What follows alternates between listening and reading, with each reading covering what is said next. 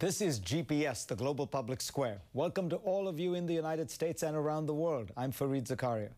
This week, we take a close look at the situation in Afghanistan and what are the options for the United States and NATO forces there. First, my own thoughts. Look, I think the international community cannot and should not abandon Afghanistan because things have suddenly gotten tough over the last few months. It's worth noting that even now, violence in Afghanistan is not even a tenth as bad as it was in Iraq in 2006.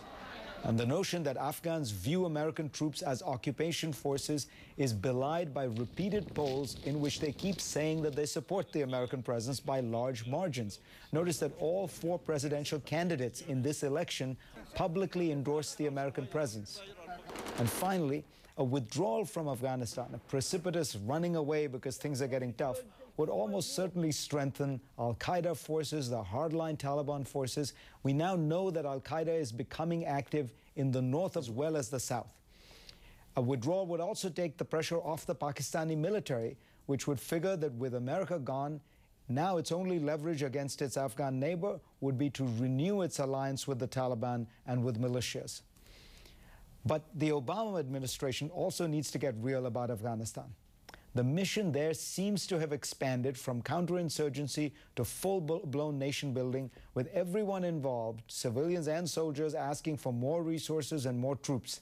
Now, there's nothing wrong with helping Afghans develop their country and building schools, but if the goal becomes to give Afghanistan a strong, functioning central government with a solid economy, this is a goal that cannot be met within any reasonable time frame.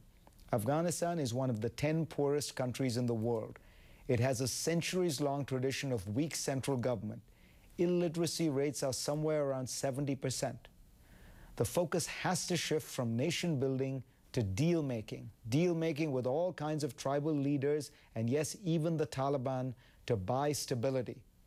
A few years from now, Afghanistan will likely be poor, corrupt, and dysfunctional. But if we can make the right deals with the right people, it will be reasonably stable and inhospitable to al-Qaeda and other terrorist groups. That would be success. Anyway, let's get started.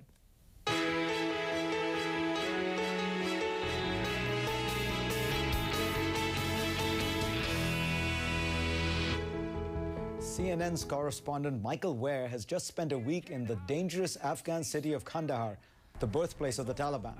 He grew a beard, wore Afghan dress, spent time with local warlords, went on night patrols with the Afghan police, all in an effort to get a real sense of how strong the Taliban is and how successful the military mission over there.